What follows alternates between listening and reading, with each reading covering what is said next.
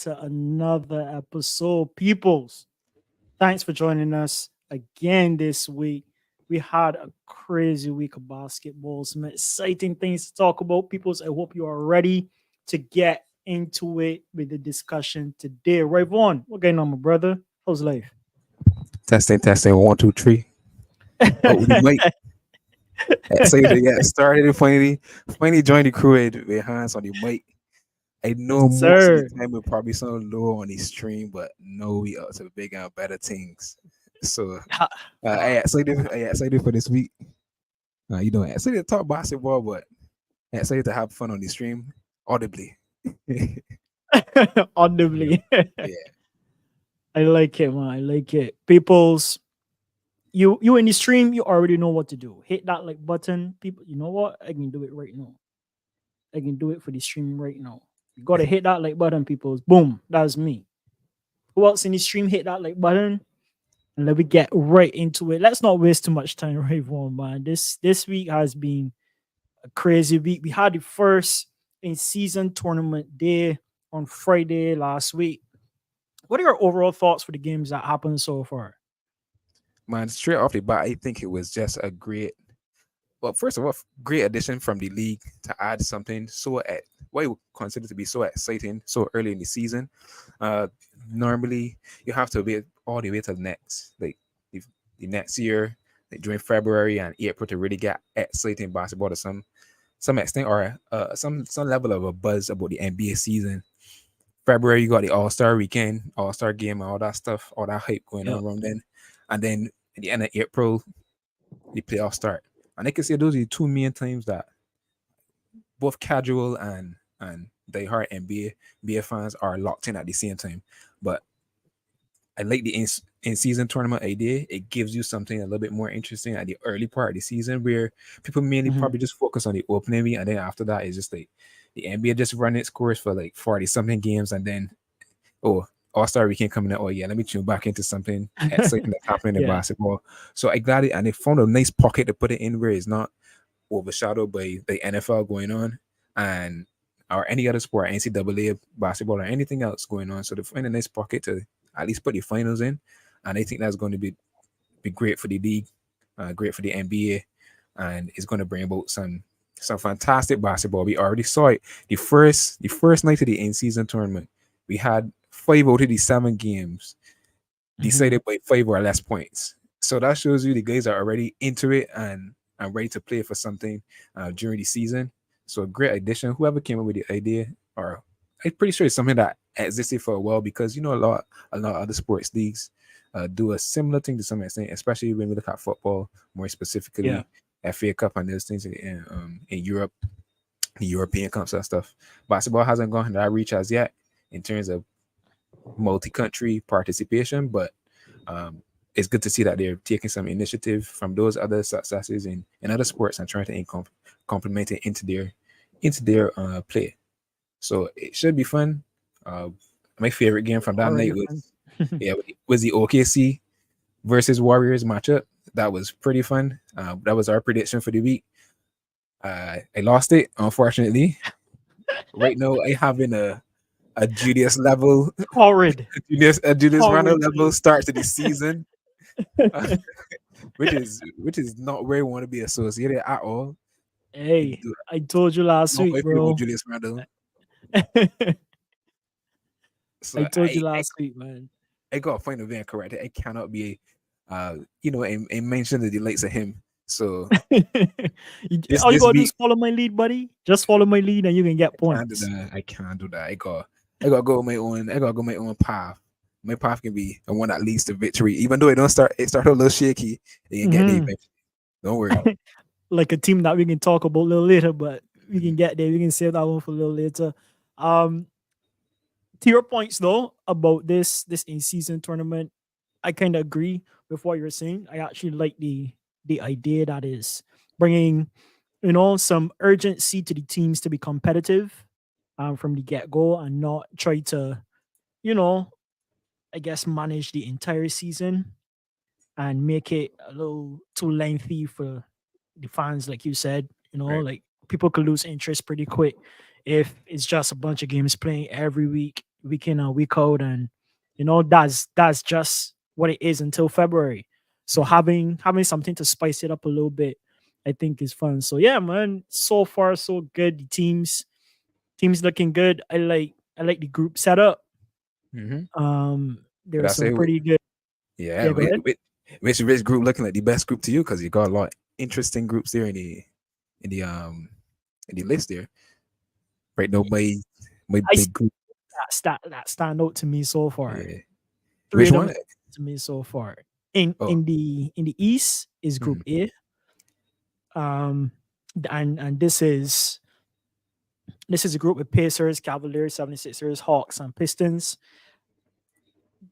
No, this group doesn't have teams that are up there in the tier list that we Mhm. discussed a couple weeks ago, Mhm. but they're around the same ballparkish, except for 76ers. But I still think 76ers got some little things to figure out first that will put them in kind of a bracket with Cavaliers and Hawks, looking at how the season has gone so far for these teams. So I think so far this group looking exciting for me. You got any thoughts on this group? Yeah, I think that OTD groups in the East is one of the more competitive groups. Uh, Yeah. a few teams there that, as you said, we didn't have really high on the tier list, but at the start of the season, if we go off of what we're seeing so far, the Hawks are looking pretty good. The Pacers looking okay. Might not be the Mhm. best team, but is a team that can give you some competition, regardless of the matchup. Pistons not 100% great as well, but I think they have some players that could on any given night come and give you 30 that Cade Cunningham for example. for example, and lead a team to a surprising victory over any of these teams in this specific group. So that's an interesting pick. I would go with that team as pretty much that grouping as one of the best from the East. Yeah, But right now, my focus is on West Group C. on the West. That on the West Group C is kind of Yeah. spicy to me. You got Sacramento, Golden State Warriors, Timberwolves, the Thunder, OKC Thunder, and the Spurs. Like A all Spurs these, team that looking that looking dangerous. better than we thought it would have looked. We can get Yup. into that a little bit later in the show, but this is a nice group that could possibly have a lot of upsets, a lot of disappointments, and a lot of things to celebrate as well. So intriguing. That's the most intriguing group to me so far from the groups that they have put up. This looked like a fast-paced group too, in Mhm. terms of player styles and what's not. Mhm. Like Yeah, it's going OKC. back and forth. Yeah, Golden State and Sacramento. That's pace team, beer pace. Yep, So sure. those should be some exciting games. And if the one last Friday was any glimpse into the future, the Yeah. the Thunder and the Golden State Warriors scored like 200 and something points overall. So that was a very, very high scoring game. We get a game winner from Steph Curry to end it off. So exciting game all around. Yep. I like this group as well. No more to say about this group. Is this group looking dicey? Yeah. Another group that stood out to me was the East Group C. Same type of, I guess, group as Group A. Yeah. In my opinion, you got Nets, Bulls, Raptors, a team Mhm. that could turn up on the night, especially in a competition setting like this. They Yeah. would definitely go for wins, and a Magic team that right now looking good. Mhm. So yes, Celtics should be the favorites for this group to finish on top, but I still think that they'll have their work cut out for them if they snooze. They might lose if they snooze. So I like in this group C in the East as well. So I don't know. I was just thinking about. I'm pretty sure people are out there already made their predictions on who they think is going to be the winner, but I just wanted to get an idea. What you think would be like a surprise winner, a team that by the time you open your mouth and say, like, people can say, "Oh my god, I can't believe that you picked this team to win this." Like, who would be a surprise team for you to win this? They're calling it the NBA Cup, by the way. Who would be the team that you pick to win this NBA Cup, the inaugural NBA Cup? Honestly, right, based on what we've seen so far, only a few games I've played, but Yeah. the competition No level sacrifice. is so high, right? And I think that all the other teams that haven't played as yet got a lot to bring to the table. Mhm. So it's still a bit early to say, well, I think this team will win. But if you're asking me for a surprise winner in this tournament, I might gotta go Spurs. Hey. I might gotta go Spurs from what I see from the Spurs right now. Well, right now we got a chance to their first in season game is on Friday against the Timberwolves, so we should really lock into that game and see how it goes. For sure. But that's an interesting pick. The pick that I have for that is I don't think this team it would be a surprise, but I think it would just be quite funny. I got the Clippers. I got the Clippers. I was bro. I was thinking, bro, how ironic, bro. I was saying possibly Clippers because of Kawhi and these guys, but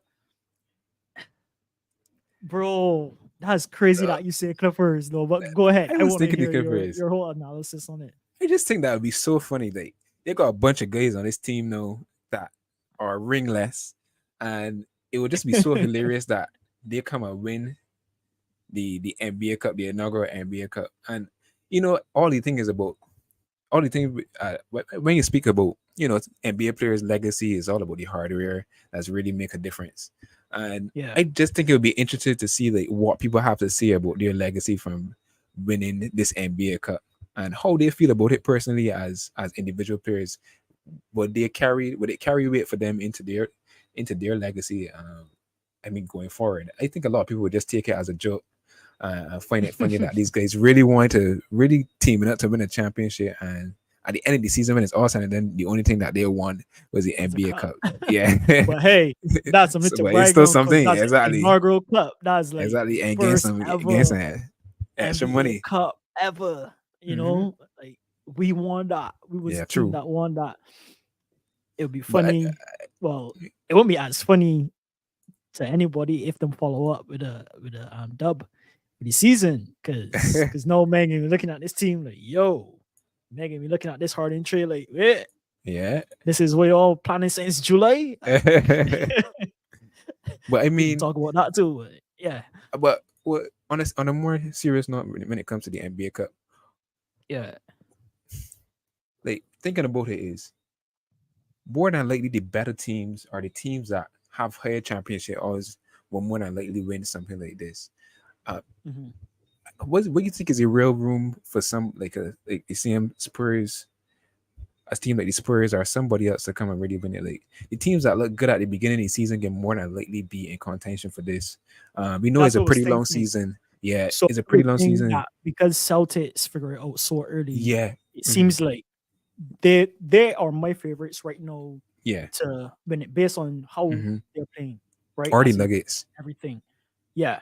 Because you can't always rule out the defending champs. Can never do that. Yeah. But Celtics looking really strong. Like Tatum hitting shots, Brown Mhm. hitting shots, Porzingis, like everybody on that unit looking deadly right now. So um those are my first. But to answer your question, a real a real chance or probability for Spurs or a team like Spurs would be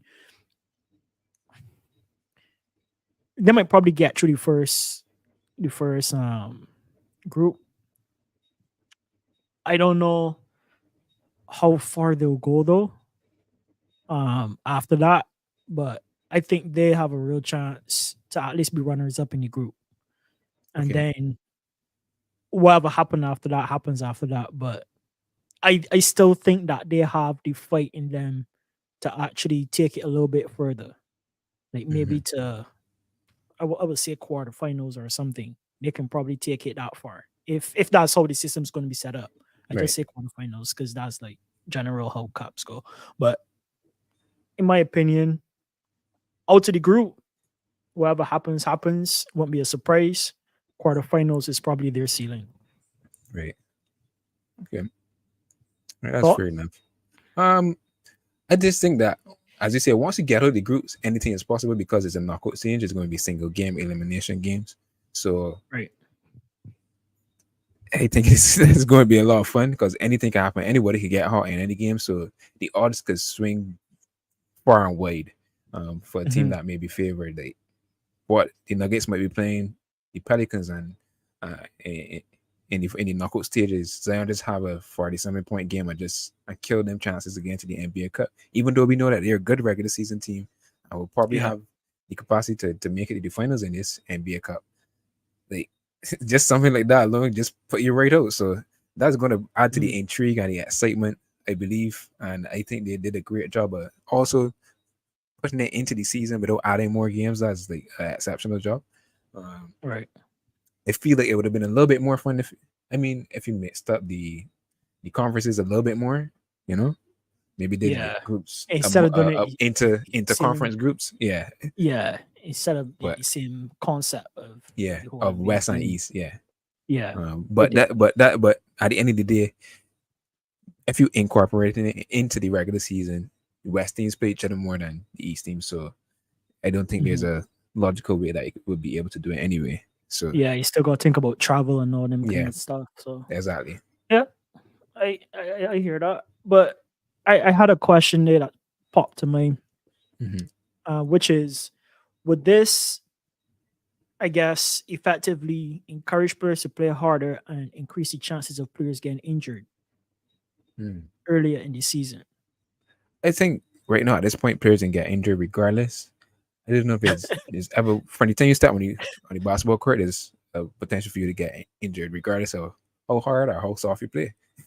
Truthfully, yes, I guess to some extent, playing harder could result in you. Chances increase. I, I guess, but just from playing, you could get hurt. I don't know, Mhm. man. That's such a there's no. I don't know if there's ever going to be a real science behind how people get injured outside of like load management. Um, Nothing that's a term Right. that I won't use there, but the best description they could find right now. Because obviously, Mhm. the more load you put on your body, the higher chance you got for it to break down. So, in that sense, Right. it, there's a science behind it, but predicting who's going to get injured and how and all that sort of stuff is like that is just a matter of chance to me. So, Right. but and as I said, they didn't increase the number of games, so it shouldn't be more strenuous. There's only one additional game, and that would be the final game that whichever two teams play, and you got reward for that final game because if you win, you gain some bank. You gain some Yeah, bank. some So good cash money. hey, I don't mind playing the extra 83rd game for a trophy to my name and some more money to my name as well. It's only one extra game, and even then, they might not play the whole season too. So you know, looking at it from the player's perspective. Yeah, So that's fair. That's mhm, fair. That was just a thought that came to mind because I would hate that this will have such a negative connotation to it or effect, yeah, and they had to do it just for 1 year because a bunch of players get injured for that reason, for the just mhm. going at it hard, and then the rest of the season looks mediocre Yeah, because a yeah, bunch of people yeah. Oh, um can't finish right. well, So if you're looking at that approach, we had a fingers year, crossed, I guess. or it was either last season or the season before we had a lot of guys out, a lot of star players out, but there wasn't anything extra in the season. So I Mhm. just feel that it can happen at any point. But I get your point about maybe Right. intensity picking up and causing players to be more could be more. It could have a impact on that. But fingers crossed that it doesn't, and maybe we see Yeah. a year where people pay attention more to the body so that it don't get to that point because they won't be able to play in the NBA Cup or have the longevity to play in the NBA Cup. Who knows? Yep. Fox. The courts though, have you seen these things, bro? Like I can lay the kind of trash. The kind of trash. I am not going to lay. kinda, bro. Like, my God. I like It's the the same OKC story one as the jerseys, to be honest. this year, but I mean, I get it. I get it from the perspective that you want kind of set these game apart, so you do something a little bit different. So adding color is the easiest thing to do, but how you add Right. color is make a difference. I Correct. saw the Bulls court and I was just like, how do you watch this game? This is the The thing about it. basketball could be hidden for sure, And especially in the prime. guys had a red on red. That's the thing for me, Yeah. I don't know where you would put. So most of the theme is you got a base color and then you got a like a latent version of the color going through the middle of the court. That Right. seems to be the pattern. The Bulls For the specifically most part. got a red base color and then a dark Yeah. red as the highlight line going through the middle of the court. Like what? Why? Why would you do that? And first of all the red courts look horrible because the red courts just kind of distracting. It's too Yeah. much. I think they could Even have seen that coming. even New York court look horrible. New York court Yeah, horrible, yeah. 76ers. Yeah, that one red for sure. Um Houston, You for said real fake though, get like up on the. it is just too much. I They can try to could pull it up take so it a you little can bit see. easy. Even the Pelicans one Hmm. look horrible. I probably have this as one of my worst scores. I can Purple try to and pull it up. green. Like, Yeah, but this is the there's thing. no You don't. You way, can't. You can't beat it until you see it on the screen. To be honest. So man. Magic score is the most decent out of the rest of the field, yeah, I actually like I the would say. OKC score. Like because I OKC watched is that the game. best score. Yeah, I like OKC that. court is the best score. I think Atlanta's own is going to look fine because it got a lighter color. The color is not as harsh on the ice, so it's going to look a little bit smoother. Um, but yeah, this Bulls just terrible. Jeez. Uh, I didn't see the. I I think can't. The Nuggets played on their court. I think they did. I don't. I didn't get to see how it looked. Um, mhm. Lakers probably going to be an eyesore as well because of that yellow. That's going to be super Yeah, but bright. I don't feel that they might wear yellow on. I Yeah, they actually should have. just like They their might wear court no, but you fluid. can. The home teams can wear the what's called it, the city edition jerseys during the Okay, games. Yeah. So right. I think the city edition I like the jerseys for the Lakers Lakers one is though. black. Yeah, the Lakers look cool, and they'll probably wear black on Yeah, this, so it might actually look cool. Some of the courts we might actually just Jafet gotta wait court. and see. Yeah, it's true. Like hello sponsor this court. For sure. All you gotta do is get your little face down here, so now we good. Uh, All right. but Put it this in the corner. I think Sponsor. some of them we gotta wait and see how they look because I was dissing that Washington to Jersey and I see the men put it on and it actually not that bad. So we just Right. gotta wait and see for some of them when they actually have the in season tournament games. That's fair. I think Clippers one. I had like Clippers one too. Clippers one wasn't too bad. Clippers. My favorite one right now, theoretically, I don't know how the colors are gonna pop, is the Suns one. This Al Valle, Son? yeah, they got like a purple and a blue. I think that's gonna look pretty Yeah. cool, but I might be Uh, wrong. I might be wrong. I don't know. yeah, You don't know until you see it. To be honest, the Clippers one is that's simple. true. Um, Raptors one look clean. I yeah, ain't gonna lie. I know that can look hard. Ra- That Ra- black court yeah, thing, that can look Raptors one look hard. clean. That's Any for type of color that go sure. on top of that can pop. So it can look pretty cool. Yeah. Yeah, that might be the best one to be honest, theoretically, because we didn't see it yet. So that's actually my four. My Mhm. four top ones: LA Mhm. Clippers, LA Lakers, OKC, and Raptors. Raptors, OKC, Clippers, Lakers in that order.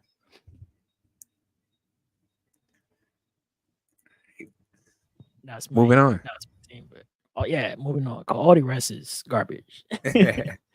Miss me. I want you to give your thoughts on this guy. This is a special player. There's a player that I've mentioned before in some of our predictions. A guy that's young, has a lot of talent, a guy that is capable of carrying a team thus far. Had his first breakout game last week Thursday against, I would say, arguably on that night, a decent Suns team, a team that came out firing. Aaron Gordon, Kevin Durant, and some of the other support cast was hitting some good shots. Talk about Victor Webenyama, 38 points, 10 rebounds, 2 blocks from I don't know where. Mhm. This guy so far is leading this Spurs team, and Spurs are looking good around this guy. Beat Sure. Suns twice on Last the week, road. Twice. Thoughts? so you know, every year there's a first overall pick, and coming into the season, there's always, of course, as we expected, high expectations for these first picks that come into the day. But if history tells us anything, is that more often than not, these guys don't live up to the hype. Victor Wembanyama is different. It is different, and when you think that basketball can't evolve more than it is, and it's difficult to see like what can happen next. That that makes it more exciting. Um, some physical specimen comes along and changes that, and that's exactly what Victor Wembanyama is. Uh, Mm-hmm. Came out in that game, I think it was Thursday, and just give just give the Suns the fits. To be honest, he was all over the court. Had 38 points, as you see. But what was most impressive is down the stretch when the game got a little bit close, and he just said, "Yo, let me take over." He scored 10 of the last 16 points from the Spurs and was pretty much a catalyst for the win. And a 7-3 guy running off of screens and hitting 3-point jumpers that you don't even got a chance to block. Like it's just so Exactly. unfair. It's literally a cheat Yup. code. Yup. This man is special. I can't lie. Um, so it's going to be exciting to see where he can take this Spurs team. They're right now 3-3 on the season. I don't know. We predicted in the early that their season is probably the playing race. So I don't know if they have a chance to really like go further than that. But I could say he's pretty much excelling beyond the timeline that most people would actually expect him to excel. Like U15, you dropping the 38 point, 10 rebound game against a team that is supposed to be a team that's going to be one of the best in the league. Like that is actually impressive. 5 games into the Yup. season. I'm beating them back to back too. Exactly. I'm beating them back to back. So this guy is going to be fun to watch for the whole season. Now, a little step back.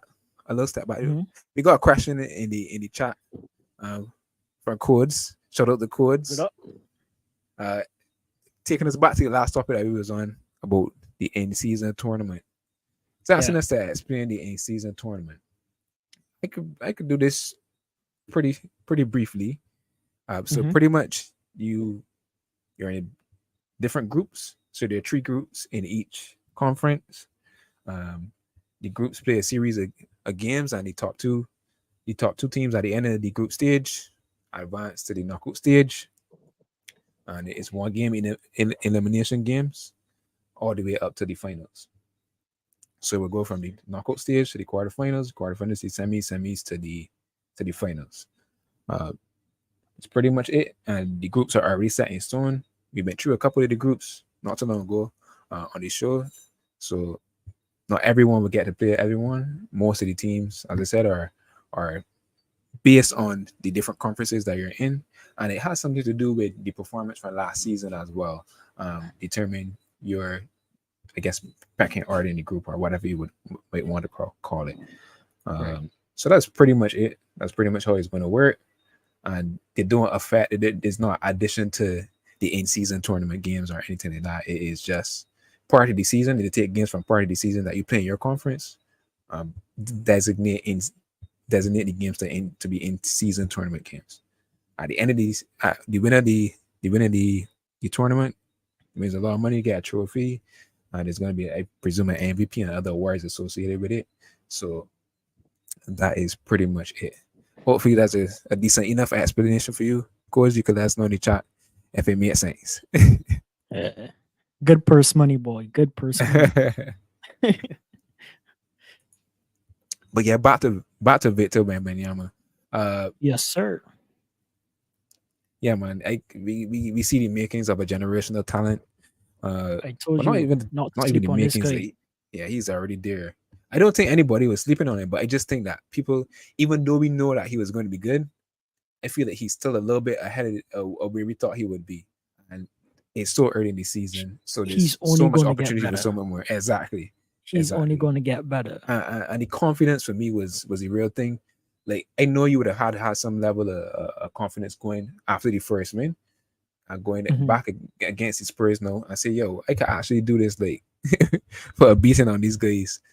And a unique situation too, because it was kind of like a series like atmosphere because you play 2 games against the same opponent back to back, so you get to plan a little bit more. Yeah. So pretty sure Pop had him studying the game so he could have this type of performance, and he came out and executed. So shout outs to him. What's interesting too is that Devin Booker played that game.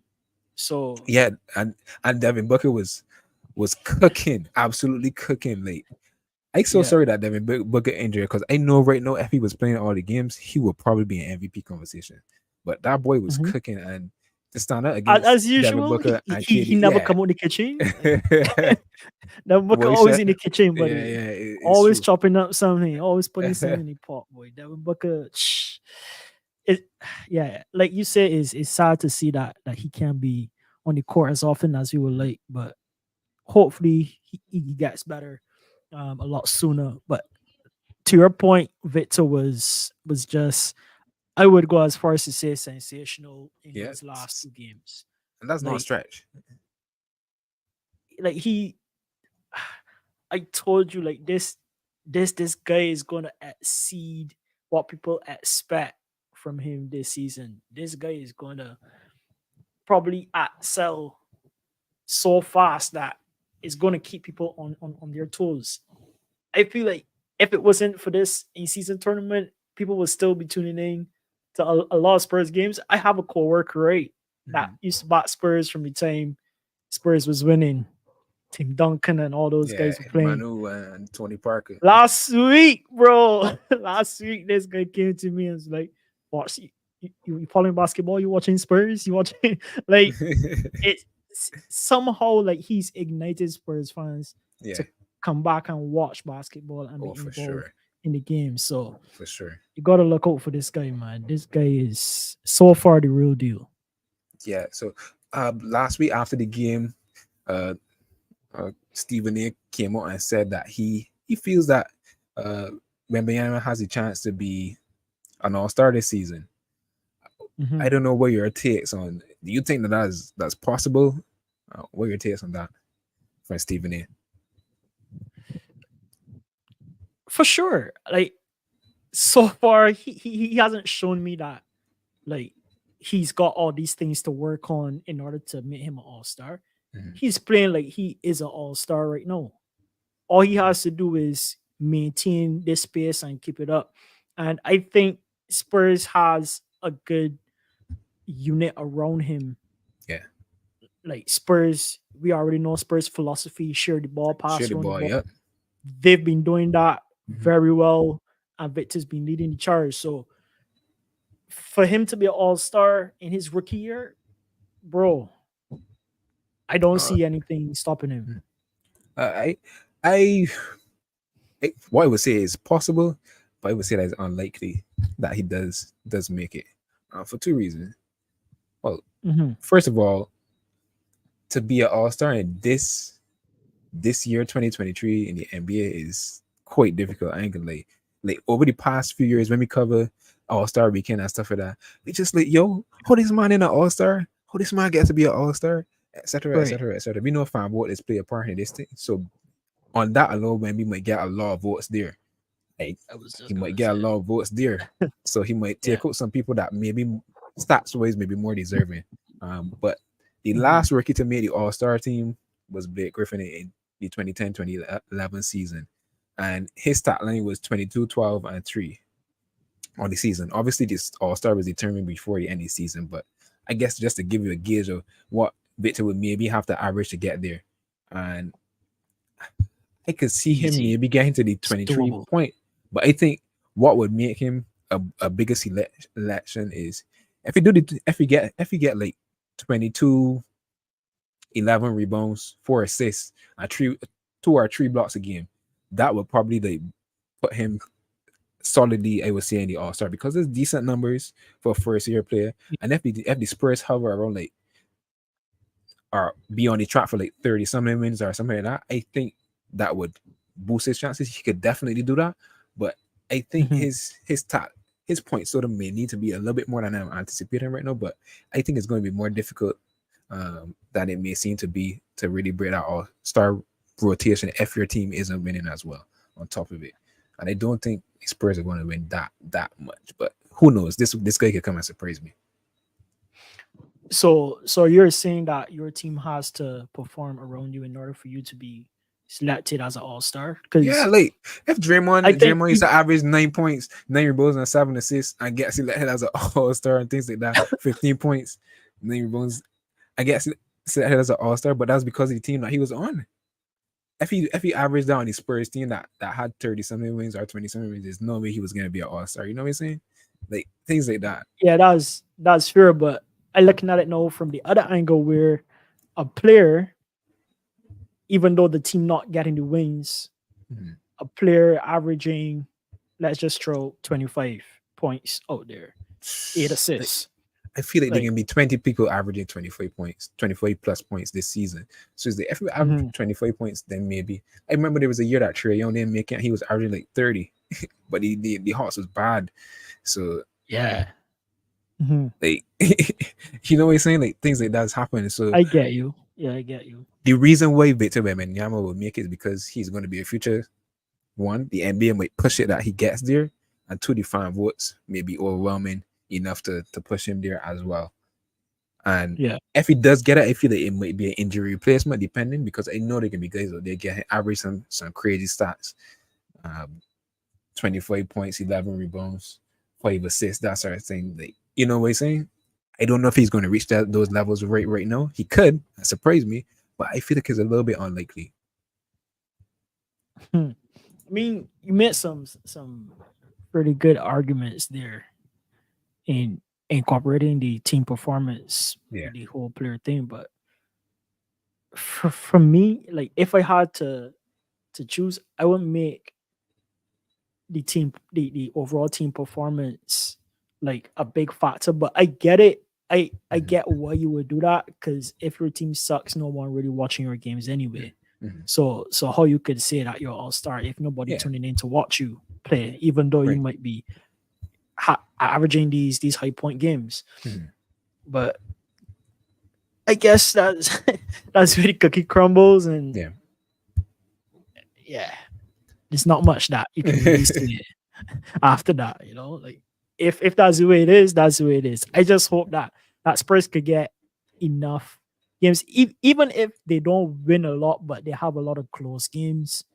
I still feel like he might be in the conversation for All Star pick. But like you said, we will see. We'll see how that goes. And there are obviously some All Star guarantees, even if Yeah. their seasons aren't as good as previous. There are some players you want to see in the All Star um, weekend performance. So there's that too.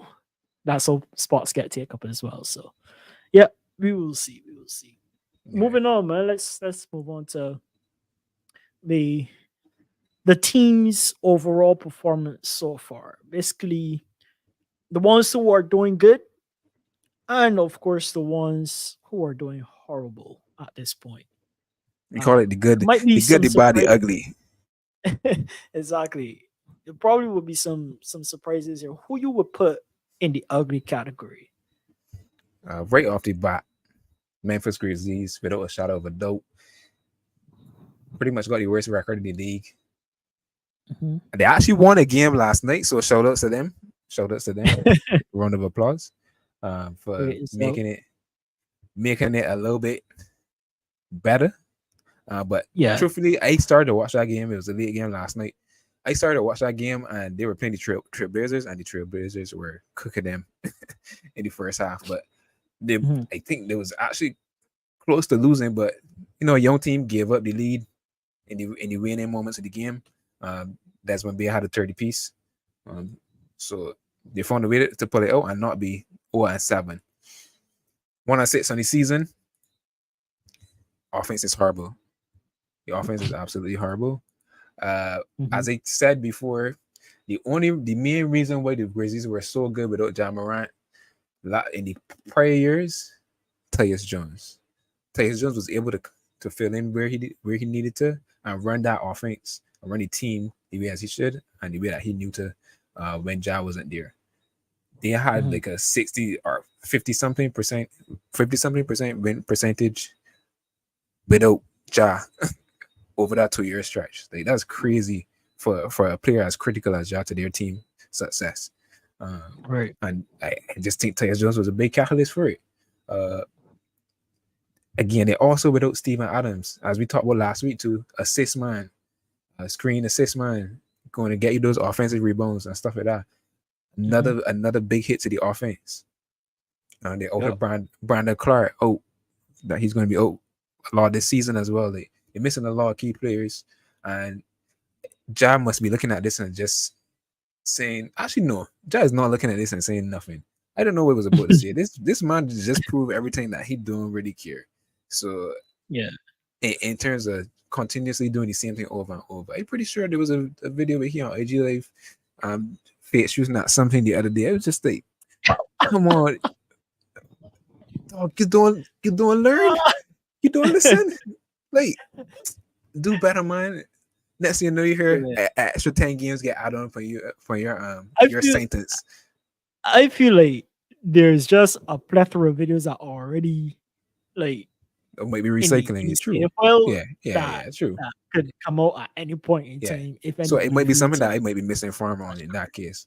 But I just think it gotta be eating. He know that his team is 1-7, and he gotta be saying I'm watching this suffer. You know what I mean? yeah, And I think that the only way it's that quite this tough. team, the only way that this is the worst possible start for this team, because they at least had to stay afloat and maybe be a 500 team till Jag gets back. To be honest, they are Right. far away from that now. Like 1-6 is 5 games is not a lot in the grand scheme of the NBA seasons. That's just like a quarter. Is we saying no? A quarter? No. Nah, Uh, far less. a ninth, a eighth, sorry, a eighth for the NBA Mhm. season. But Yeah. that's a big chunk in my opinion.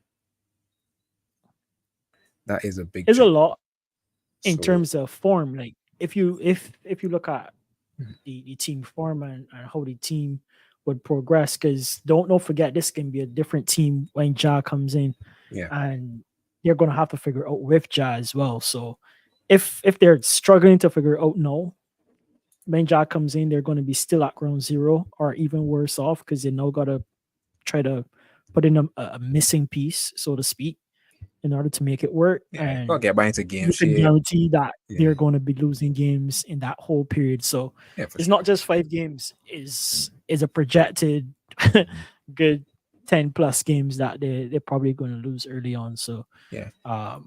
We'll see. I mean, Yeah. But they- my thing about it is they though, got Hans, away with though. Blazers. Yeah, go Yeah. ahead. Well, you got two former defensive, the last 2 defensive players of the year from last season and the season before. At least be decent on, or at least be good on defense. Like, even that they're struggling. I was thinking I mean, about that earlier today. Yeah, and they're 20th on defense Oh. on the season so far. I get it's small, it's very little amount of games, but Jaren Jackson Jr. and Marcus Smart, like statistically, I was thinking about that. they're 'Cause- decent. They get blocks and steals, but the actual defensive performance is not one where you would think that 2 defensive players on the team, like, they should be able to make their impact known loudly enough that this team is at least 10th on defense or something like that. And be some level of stifling the defense that even though they can't score, but they can stop you. You know what I'm saying? I think though defense is a system, and I think Mm-hmm. those guys. I think if you're a good defensive player, it means you understand the team's defensive system well. Mhm. I don't think there's one player that is a defensive player like top 3 or whatever defensive player all the way around. They need a system that works well for them, just Yeah, like true. any offensive player needs Yeah. a decent system that they can work with. That was a great Whether it point. works around you or whether it works with the team. Like, I think because of that, they don't understand how to defend Mhm. having Marcus Smart and having Triple J on the team so far. So I think that's what they got to figure out. We can't say that Marcus Smart is a horrible defender. No, after he's proven that he's a good defender with Celtics. I just think Celtics had, a better defensive unit maybe than to complement his strengths. Yeah, exactly. To just highlight what he's good at. Mhm. And but with theoretically, Steven when you Adams- think about it, if Yeah. Marcus Smart is a good perimeter defender, then the job should become a little bit easier on Jaren Jackson. Therefore, he should be able to make more plays and stuff Mhm. like that.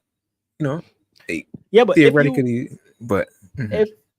if a man defending 1-on-1, right, a player, and the player pass it off to some other perimeter player, and the defense on that other side of the court is horrible, we then can't say, because this team saucing them, that this person supposed to be a good defensive player that, this is the reason why. Like, he might still be a good defensive player. Yeah, Well, I yeah, shouldn't say yeah. might. But He's still a but good again, defensive the player, but defense is your outlet on defense is dependent on your teammates' success in playing their role. So it's correct. not everything that he's going to be able to cover up on you. So I get that. I just feel like Mhm. you got the last two defensive player of the years. Yes, they weren't on the team together before. I just feel like Right. this should be some level of Should be better. better. Yeah, but Yeah. maybe right now, maybe this way, maybe they're 20th in defense and they're only 20th in defense because both of those guys are there.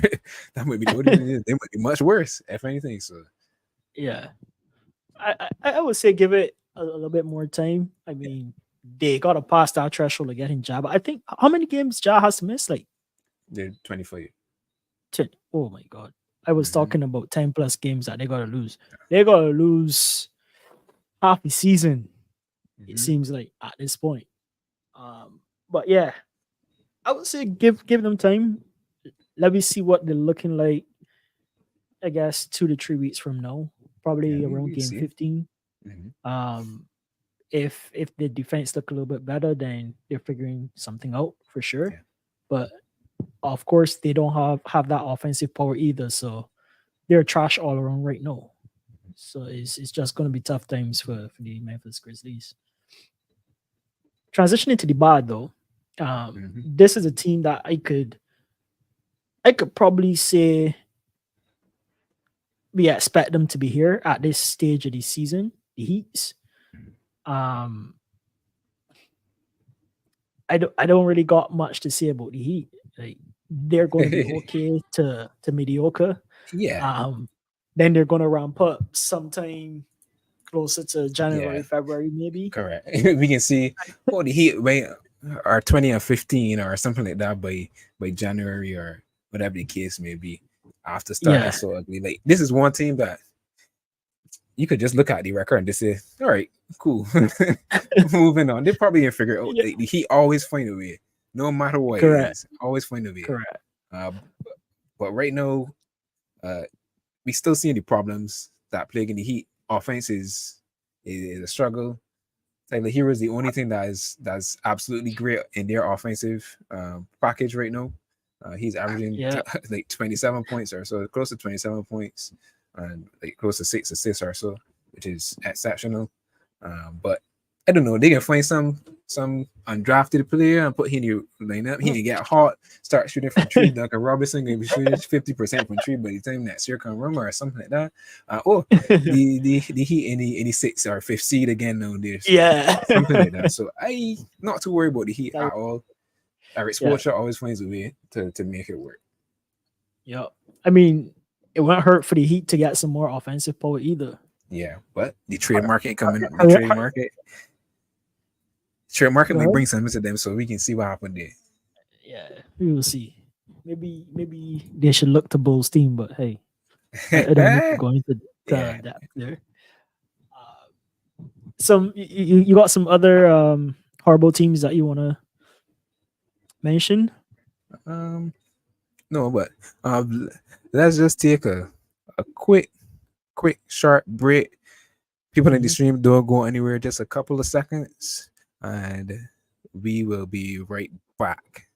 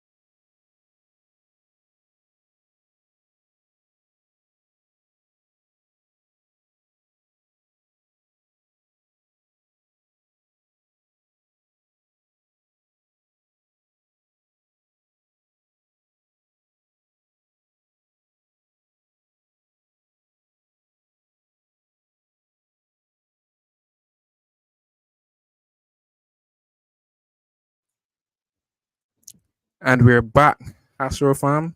Thanks for waiting with us. Diving right Sure. back into the discussion on the good, the bad, the ugly. Hans was just asking me if it had any more teams that were standing out, bad teams for the season so far. It do got a few honorable mentions here in the pipeline. I think Cleveland Cavs they beat the Warriors last night, but I think they've been underperforming, even with Donovan Mitchell pretty much going off. He's like averaging like 33 points for the season, and they have like a 3-4 record. I feel like those early Knicks games were, if there were any indication of anything, is that they were struggling on the offensive end, even though they got some new pieces that really tried that were really targeting their offensive production. But they've been out with Jarrett Allen. Came back for that Golden State game, which was an impressive win to me, to be honest. Played a big reason in why they're in. But I think they've been a little bit underwhelming to start the season. Another two teams here that honorable mentions for being bad. I got the Knicks, but really and truly should put Julius Randle. The last game, he went against what we discussed, and it's just a shame, to be honest. So I kind of done with the Nets right now. I think what the Nets should do is sell Julius Randle to the Pistons and bring over some better offense. Probably Zach should go to Knicks. Probably. Actually, I want to be bad. We've been trying for the start of this NBA season to find a home for Zach. I don't know. I don't know if Zach trying to find a home as much as we are for himself, but the Knicks ain't a bad it has to happen either. To be honest, it has.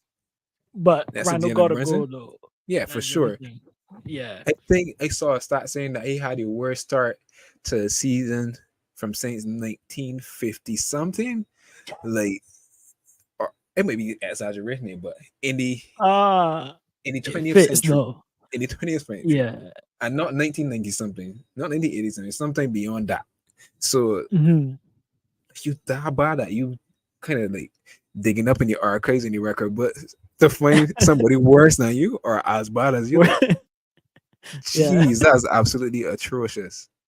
Like he could be so much better, but like to me, he's just forced plays too much. I always said since Julius Randle's first All-Star season, the last All-Star season was a fluke, and every other year he proves me right, because right after that season he had a bad season, and the season after that then he had a good season, which is last season. No, he having a bad season again. So he had a decent season. He had a decent season last season. But I mean, he was an All-Star last year. Pretty sure he was an All-Star last year too. Yeah. Was he? Yeah, that the Nets had a 4th seed. Pretty sure he was All-Star last year. I think so. Yeah. But gonna be me picking for him, and then lastly, I got the Suns. I just think they got outplayed. I just think that they have the problem right now is just the injury situation. You're not going to see Bradley Beal. We're not going to see Devin Booker as much. KD, probably the more likely I would think to be injured is the only boy that pretty much holding up the team at the moment. Their kit straight looks kind of bad now. After we were saying it's probably going to be decent. Yeah. But again, everything we see here is prefaced with a small sample size. Most of the team only play 6 or 7 games. Some teams don't even only play 5 games. So, right. There's still a lot of season left, but this is just early talk. There's a lot of room for it to improve for all of these teams, really and truly. But hey, Orlando Magic doing pretty good themselves. So, boy, tell me about it. That's my second favorite team, Paolo Banchero. I could say at the start of the season he was looking kind of passive, I would say. But over the last 2 games, he really put up some exceptional performances. 25 plus points in the last 2 games, and they got 2 wins in those games as well. They beat the Lakers. I consider doing pretty well for themselves, really and truly. Anybody could Number beat two Lakers at this defense. point. I can't say so, man. I guess it feels that way because Lakers are LeBron really disappointment. LeBron being consistent, Anthony Davis actually being consistent, and they're still losing. So that is kind of alarming. And when we thought Lakers had one of the better teams coming into the season all around, I know they're missing a few guys. Jerry Vanderbilt out, and well, Gabe Vincent was already helping, but he's out as well. Austin Reeves having a bad start of the season. I like how we talking about Arthur DeMargin and the time about the Lakers, but you know the Lakers are always pointing the way people moat. Yeah, I don't know. always. It Always may in the got so sorry. conversation. Oh my god. But now Back to Magic. the team of the moment. Correct. They're looking really nice. Number 2 defense in the league. I saw the makings of it last year from last season. I felt like in the second half of the season they really picked up their defensive intensity. They ranked 11th after the All-Star break last season, so almost in the top 10, not quite there. But I think that's still a pretty good mark, and I think that it translated and carried over into this season. They got a rookie that was touted as a defensive player, and he came in and right away Anthony Black looking really good on the defensive end already early in the season. The only problem with it is their offense a little bit, and as I said, Paulo was looking a little bit shaky, a little bit passive. But I think he's going to release the need for more aggression. Franz Wagner is a bucket. There's a much more you can say about him. He just gets it done. He's averaging the most points on the team, 19 a game. Paulo averaging 17, but I expect that to come up. He's going to have some big games over the next couple of weeks and get up maybe to about 20 something more than lately. I feeling it coming. But what stands out again is just the defense. They got a lot of defensive minded players. Jalen Suggs, sorry. They got Jonathan Isaac back finally after missing what it feels like 100 years with injury, and he's actually playing some decent defense as well. He was guarding LeBron in the last game and did a decent job. Well, as decent as a job as he could do. Right. And Cole Anthony, gosh, shout out to Cole Anthony. I could say he's the real driver of their offense at the moment. But I would say the more consistent offensive player on the team, along with Franz. So they got a nice thing in the making there in Orlando. I'm just hoping that they make it to the play-in based on my prediction. At least they might even get a playoff spot, but they got a lot of room to grow and a lot of a way to go as well. But number 2 in defense so far is great, and it fits into the identity of a pretty big team. So I think this could something that could trend and continue throughout the season.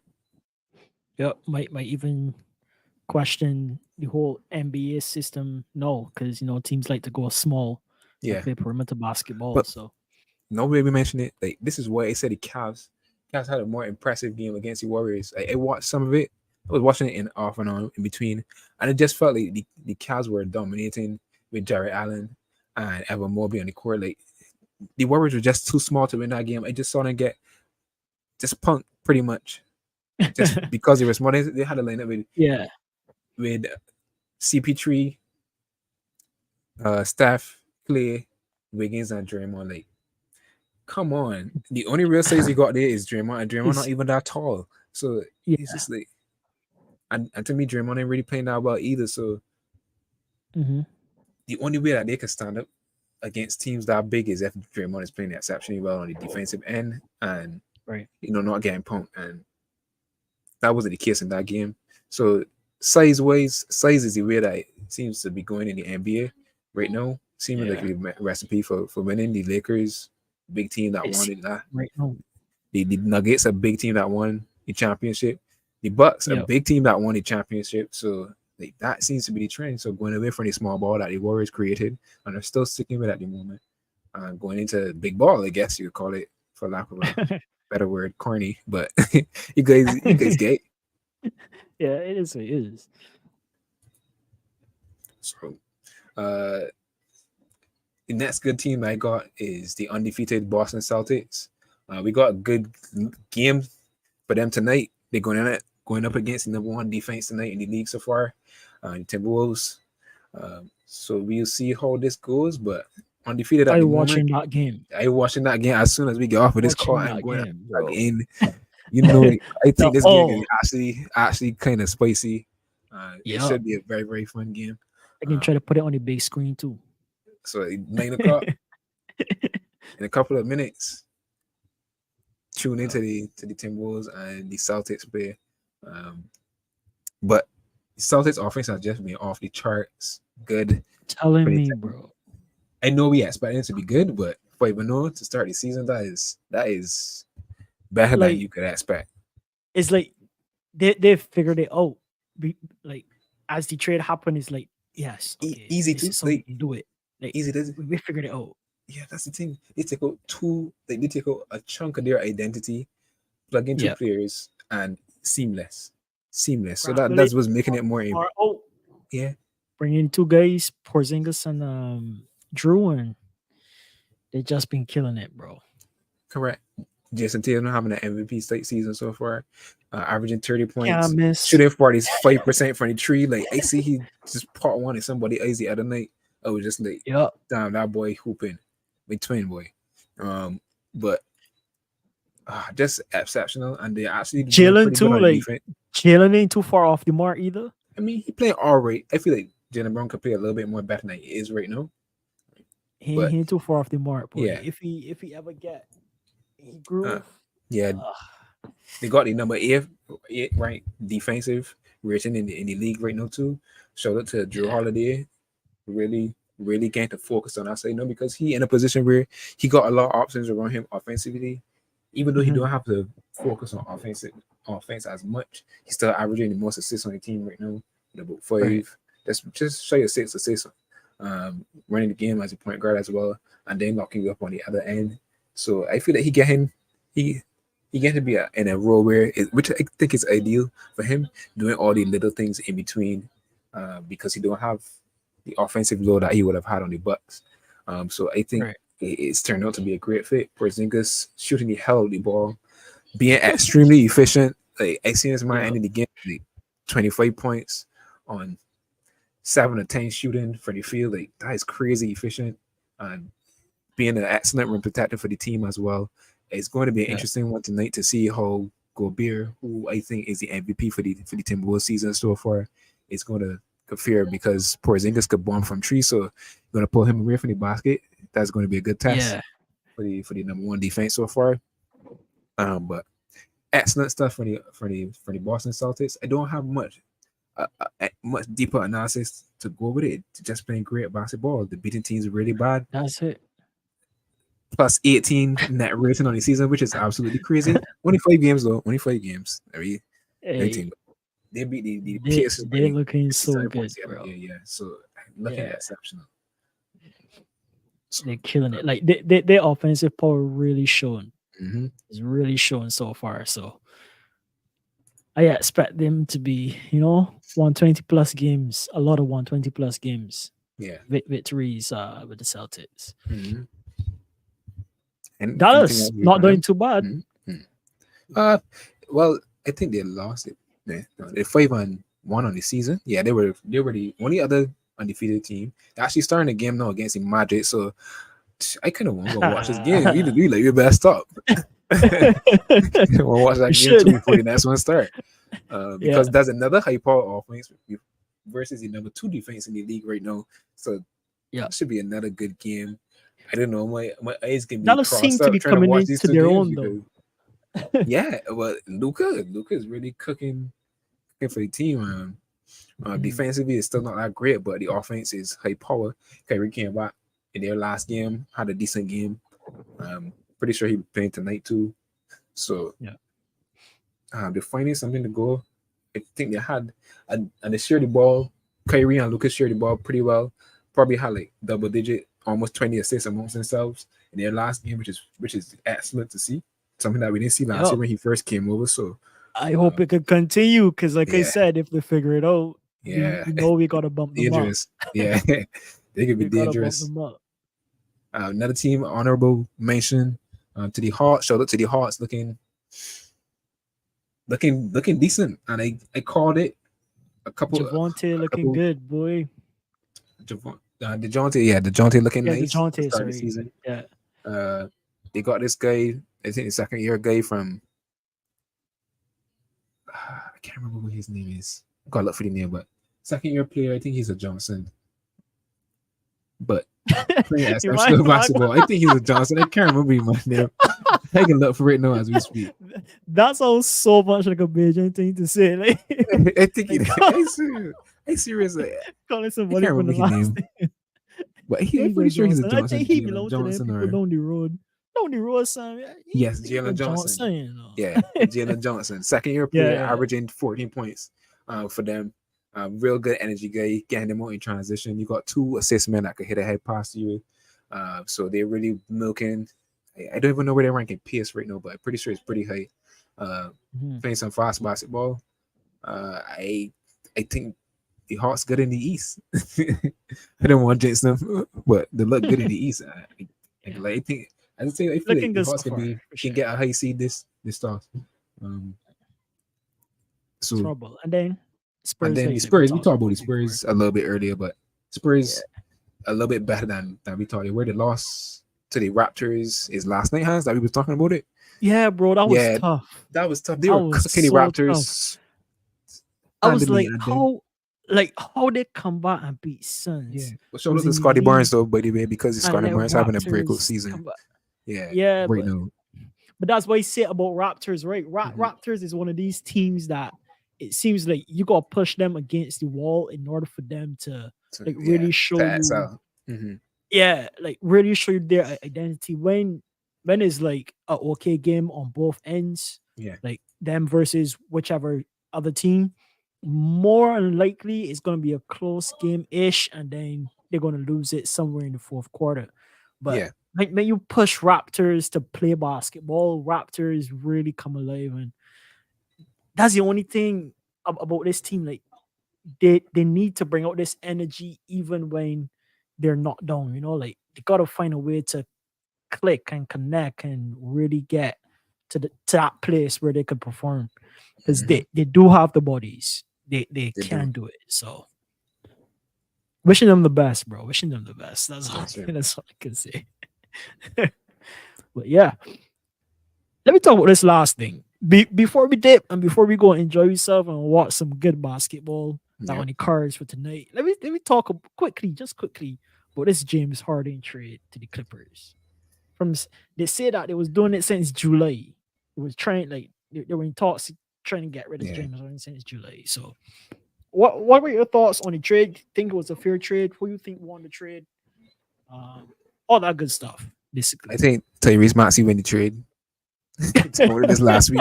I just want James Harden going on so that Tyrese Maxey could get the keys to the offense to some extent. Obviously, Joel Embiid's still there, but be the Yeah. second featured player on the team. So Mhm. when does it trade Tyrese Maxey? In honesty, I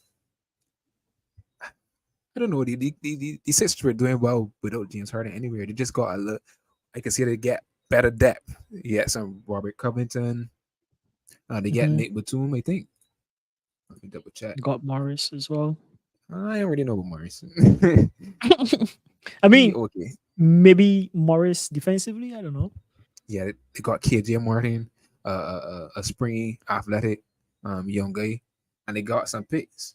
OKC found a way to weasel their way into this and got some picks as well. They continue to Yeah. to hoard and build on that treasure chest. I don't even know how, but it is what it is. Danny Green on the trolley again. Danny Looking to get Green moved was somewhere. unpacking and then had a back stuff. That's so demoralizing. That's terrible. Like, that's the sad A man reality that of got the so NBA. much rings. Well, I mean, Danny Green is like 37, and he's not like a LeBron 37 or a Steph. Well, I presume Steph would be at 37, so he's he's going to be a journeyman until the end of his career right now. Hey, yeah. keep Danny Green on the trolley, bro. That's what he is. Man, just pushing around Danny like nothing. Yeah, but I would say the Danny don't Clippers got a got some home. nice. I mean, the Sixers got some nice ancillary stuff, ancillary pieces. Yeah. Nick Batum is Nick pretty Batum decent, as and well, Robert yeah. Covington standing out for me. That is pretty good. The Clippers get PJ Tucker, which is pretty good in my eyes as well. Like, guard, Defensively, yeah, really, defensively, he's still relatively decent for old man. he's still relevant. Yeah, Yeah, I guess so. starter.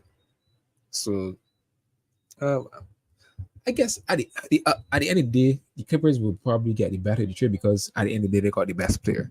So I would say the Clippers definitively in that sense. But in terms of team Mhm. chemistry, team Best fit, player got fit though.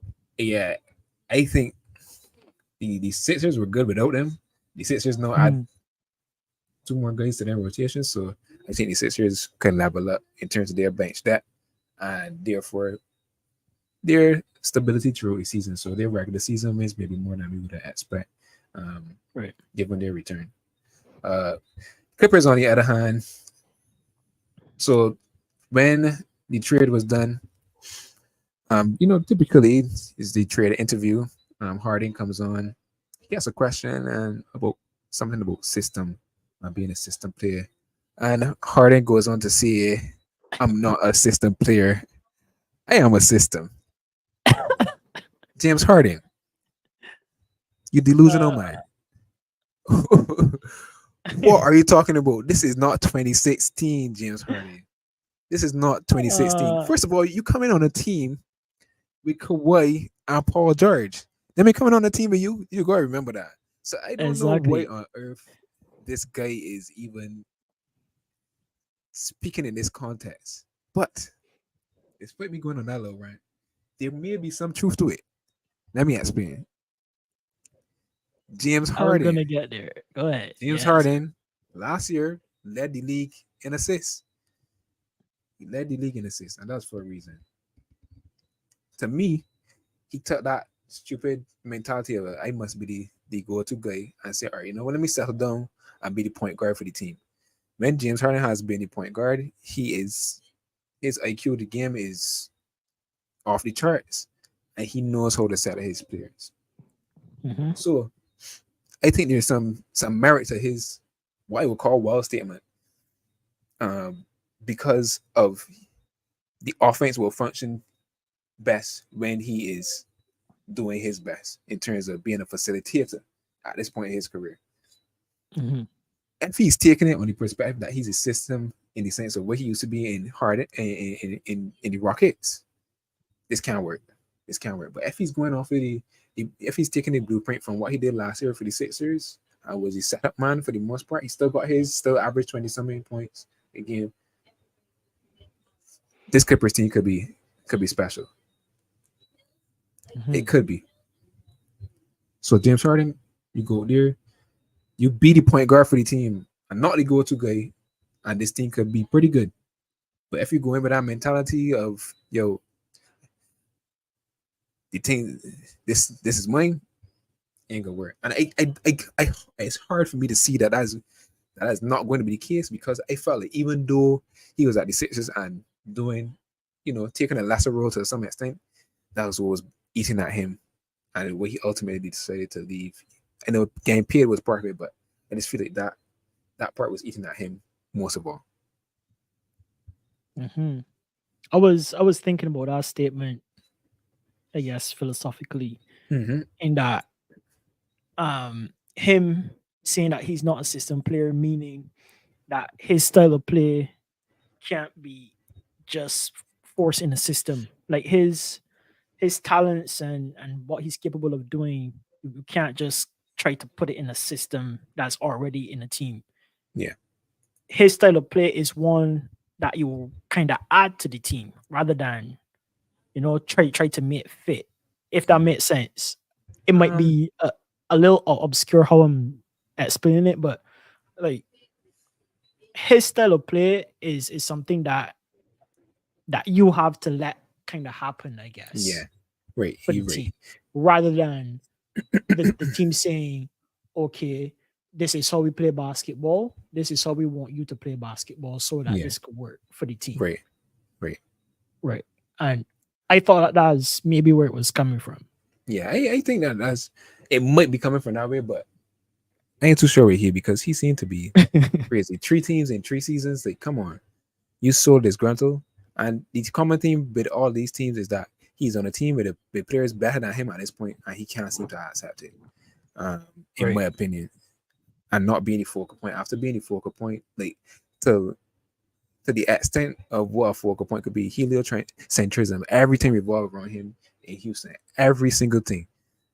I just don't know if he could do that and be happy playing outside of a system that doesn't cater to all of his needs, or all of his desires, all of his usage, well. all of it. Yeah, but right. He needs to face the fact that he's not that player from Houston entirely anymore. You gotta be able to adjust, man. You just gotta be able to adjust. Yeah, I think he has a lot to bring the Clippers. I hope it works. Yeah, because if it does, we'll see him excel for sure. In recent years, he's been struggling with the ball, though. Even though he had all those assists, he's been struggling with turnovers and stuff. His handles has left him, I guess, a little bit, because he's, like you said, he's not that player anymore. But if he could just focus in and hone in on those basics, that plus his talent and his vision and his IQ and what's not, I think Clippers could see the tournament win and possibly see a finals. Who knows? Who knows, boy? A Clippers Celtics finals don't sound too bad, to be honest. I guess. Ultimately I don't think he moves their seed into. I still wouldn't have faith in James Harden in the playoffs. You gotta remember, James Harden in the playoff is not a good player. So I still think ultimately they'd not get that far, but I could be wrong. They do have the potential to do it. They do have the star caliber player to do it. You just gotta see how it meshes. And they're playing Harden's playing his first game tonight. So, geez, there's so much games tonight that there's so much games to watch. Jeez. You need 3 screens, bro. You need 3 screens. No, I don't know. I can sponsor you if I get a chance. You need 3 screens, man. Fun night tonight. Yeah. But I guess speaking of games tonight, I don't know if you have anything else to mention on the James Harden trade. No, not really. I just think just like 76ers, it seems like a prospect trade, a trade that would allow the team that James Harden is on to do good. And if, like you said, James Harden fall into more of a role player, that they could do a lot better than what people think that they might be able to do. What's interesting to me is I didn't mention this, but yeah, planning to start Russell Westbrook. So I don't know how that go, to be honest. Spacing wise, not really that good shooting the tree. I mean, he started off better than he normally does, but that is going to be tricky for me. I don't know. I think Westbrook should go back to what he's good at, getting to the basket. Like, just focus on getting to the basket. I mean, the gravity of Kawhi and Paul George may be able to do that, plus James Harden as well. May be able to open up some space for him to get to the basket. And he did play with James Harden in the Rockets for a bit, and he was leading the league in points in the paint. So during that stretch, so maybe they may be able to rekindle some of that chemistry, and I don't know, he might turn into Russell Westbrook or something like that. No, so dominate the paint. I feel like they've got a lot to unravel, being away from each other for so long and being on different teams and types of teams and styles and what's not. And like, honestly, both of them coming off of the hype of the Houston Rockets run. After that, like, their careers have slowly dwindled from the spotlight, and it's put both of them in a bad light, right? But like you said, hopefully we can get something that, I guess, clicks for them. And so far, Russ seems to be happy at Clippers, and he seems to be doing a lot better. That's the biggest part. Because when you look at him, when you look at him at Lakers, he looked miserable. So that's the biggest part. Shout out to Paul George having an MVP type season already too. 28 points a game, almost 5 rebounds and 4 assists. That's from being number 2, bro. That's from taking the box. Maybe it might be. Hey, when he played with Westbrook on the OKC, he was hooping, boy. So I don't Yeah. know, maybe. You may say we want Russ. We want Russ. So yeah, good. I think Clippers got a good prospective season ahead.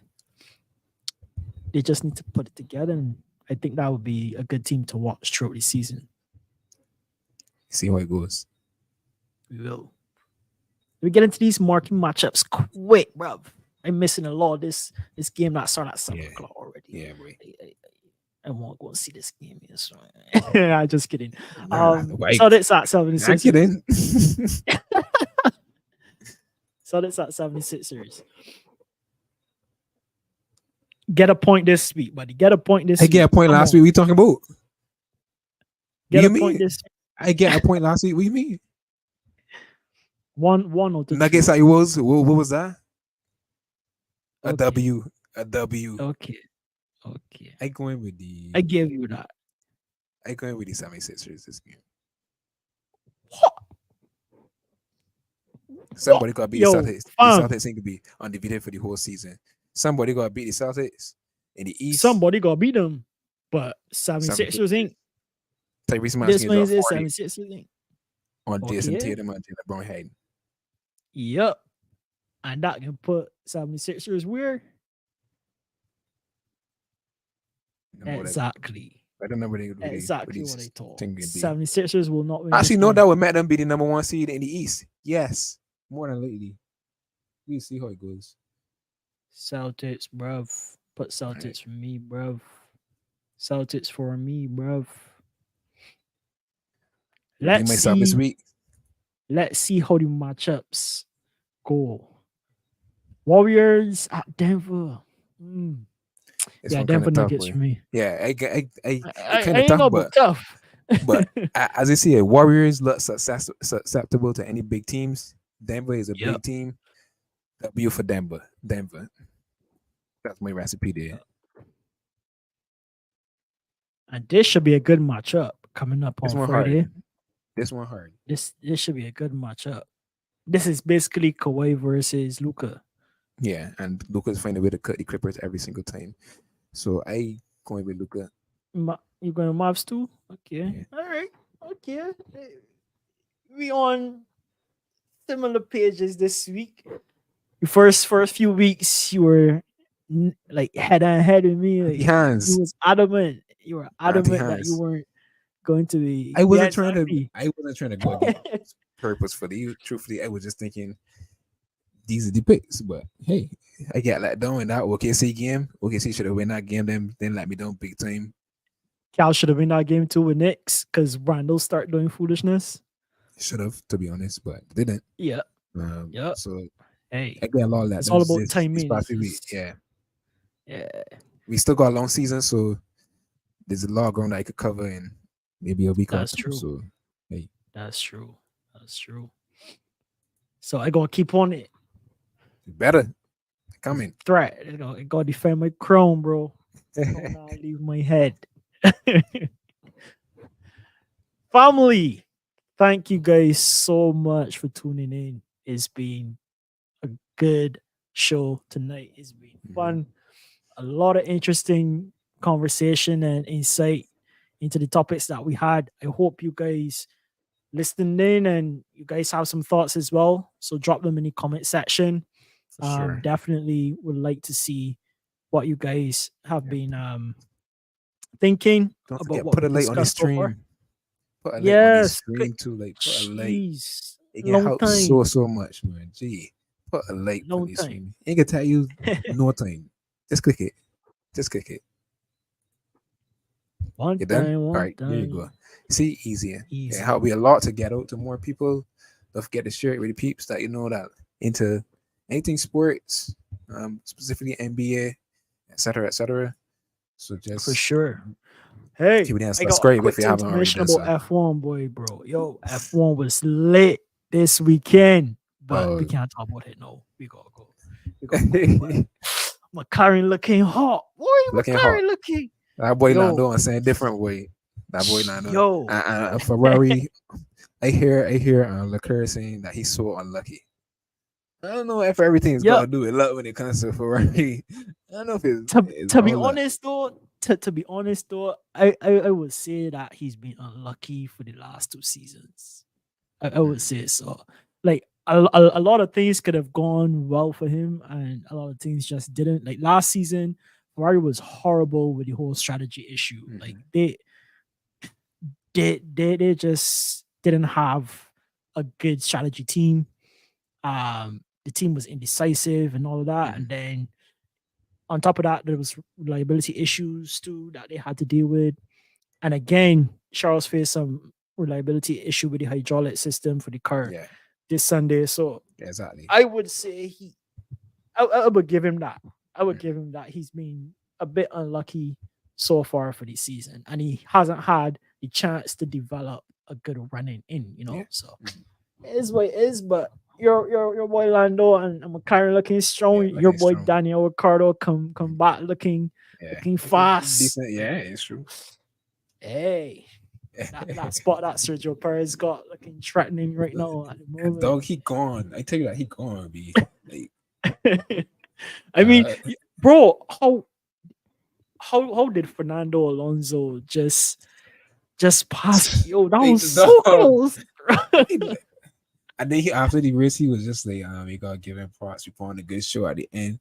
Dog, there's no way that Williams car. That's what it is. Aston Martin. Sorry, that Aston Martin car should be beating you, boy.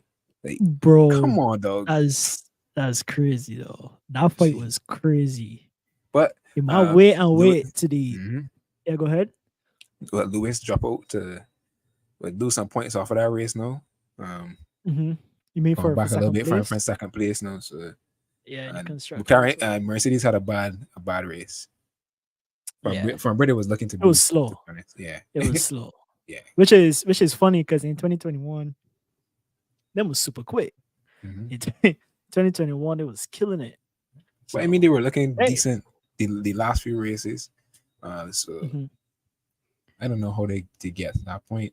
I don't know what is that they change. The car nerds out there know what it is, but whatever it is that they do their better and do it quick. That's yeah. That was not good. Sometimes too the cars perform different on different tracks. Yeah, different tracks. So. Yeah, gotcha. But I thought this track would have been something good for Mercedes. Not so. They don't usually.